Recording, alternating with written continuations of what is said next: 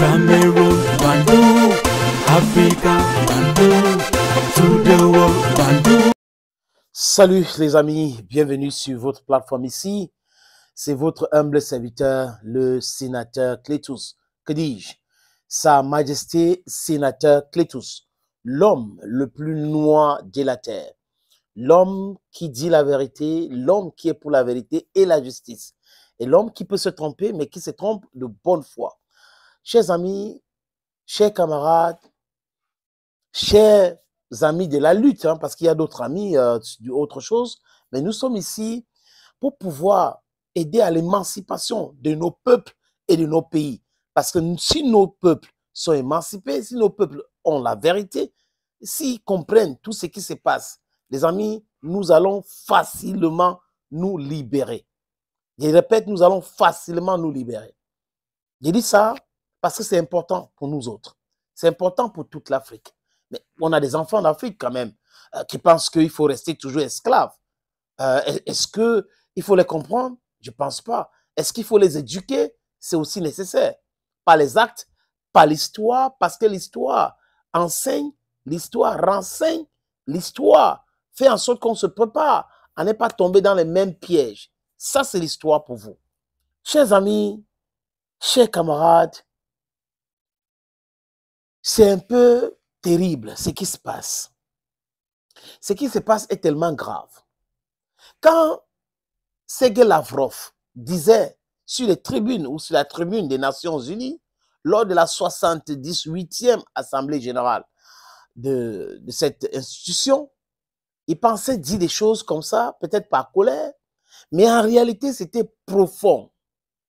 Monsieur le ministre des Affaires étrangères russe a dit quelque chose de profond. He said something that was profoundly the truth. He said the truth and that was the truth and nothing but the truth. Qu'est-ce que monsieur Lavrov a dit? Monsieur Lavrov dit que l'Occident est l'empire du mensonge. Vous pouvez prendre tous les exemples que vous voulez. Les gens qui ont colonisé tout le monde entier, presque, mais qui ne reconnaissent pas que c'était un crime, ou du moins on dit que c'est un crime, mais qui ne veulent pas demander pardon.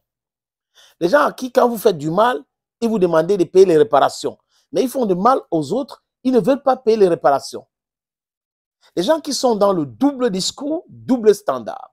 Les gens qui vont dire, oh, le visa pour venir chez nous, ce n'est pas possible, on ne peut pas accueillir toute la misère du monde. Mais ces mêmes gens-là transportent leur misère chez les autres en signant les accords coloniaux stupides, les accords économiques stupides, avec des dirigeants vassalisés. Et ils sont toujours dans la manipulation. Et parce que certains ont peur, ils ne voient pas cela. Certains qui ont le courage nécessaire de pouvoir les dire en face, non, non, non, non. Qu'est-ce qui se passe-t-il, les amis, avec certains? Comme je dis, ce qui se passe, c'est que certains ne veulent pas parfois les dire la vérité, ou certains ont peur de les dire la vérité. La vérité qui est ici, c'est quoi, les amis, que nous disons ici? Ouvrir les yeux de beaucoup de personnes, c'est que Donald Trump, son administration et les Américains ont trompé les Iraniens. Donald Trump a toujours voulu décapiter l'armée iranienne. Et pour le faire, le prétexte était tout trouvé. Négociation de programme nucléaire iranien. Il faut trouver un deal. Il faut négocier. Et il a commencé par faire quoi? Par soutenir Benjamin Netanyahu dans sa guerre folle contre Gaza, dans sa guerre folle contre le peuple palestinien. Souverain, ce peuple a le droit d'avoir son État. Il a même commencé à dire qu'on va transformer Gaza en Dubaï et autres. C'est-à-dire qu'ils vont laisser les Palestiniens où ils disent, OK, on va les envoyer en Égypte, on va les envoyer en Jordanie. Heureusement que les pays limitrophes, les pays frontaliers ont refusé. Les Palestiniens ont le droit de vivre sur les terres. Et maintenant, Netanyahou, il frappe ici. Il frappe le Liban. Il frappe. Il a décapité le Hezbollah. Il a détruit pratiquement le Hezbollah, qui est une organisation créée en 82. Et le Hamas est créé en 87. Si vous regardez l'histoire de ces organisations-là, vous allez comprendre qu'ils ont créé ces organisations-là pour pouvoir lutter contre le terrorisme d'État orchestré par des brutaux qui dirigent l'État d'Israël. Parce qu'il y a une différence entre le peuple israélien et des brutes qui dirigent cet État-là. Ouais, qui ne veut pas une solution à deux États parce qu'ils sont dans leur brutalité inouïe. Vous voyez, les gens qui sont partis de partout dans le monde, on les a créé un État en 1948 et après on a dit on va créer notre État palestinien. Les gars, ils refusent. Ils ne veulent pas qu'on crée un État palestinien. Mais dans leur discours, c'était non, il faut, alors qu'en réalité, les brutaux, les extrémistes de droite ne veulent pas la création d'un État palestinien. Et le monde entier reste silencieux. On n'a que les Africains aujourd'hui qui sont en train de parler de ça.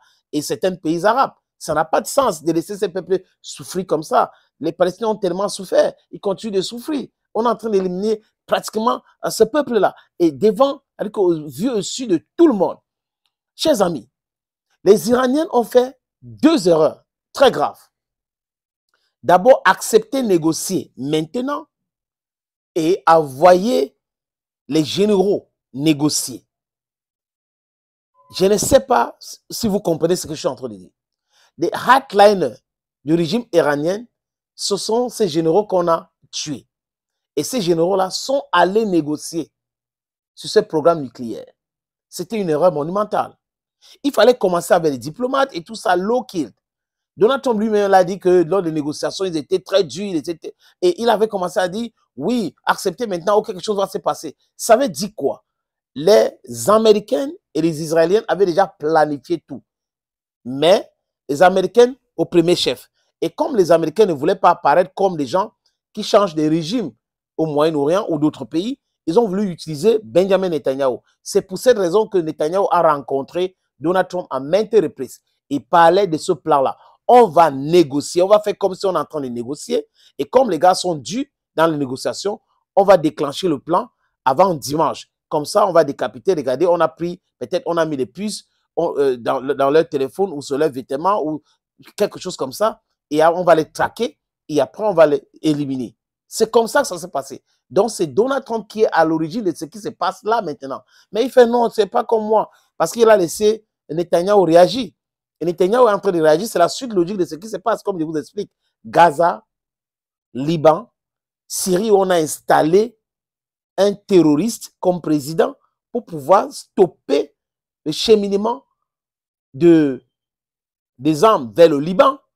Et après, on va se concentrer sur l'Iran.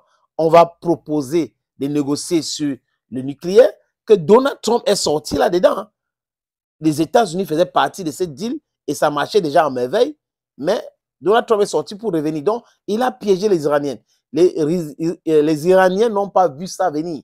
Alors qu'ils devraient se préparer pendant ce temps en voyant tout ça. Pour savoir qu'on est en train de faire ça pour aboutir à l'attaque contre nous. Vous voyez? Deuxième chose, c'est quand même terrible de laisser un autre pays contrôler ou infiltrer votre service secret comme ça. C'est terrible.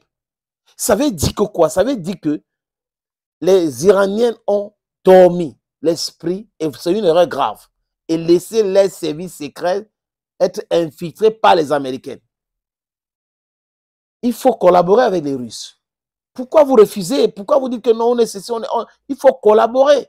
Je crois que c'est ce manque de collaboration qui a permis à ce que le service secret soit perméable. Israël travaille avec tous les autres pays, hein, ne vous inquiétez pas. C'est-à-dire que les gens ne venaient pas croire que la Mossad travaille seul, non. Israël travaille avec les services secrets français, services secrets britanniques, services secrets allemands, services secrets américains et les services secrets même russes.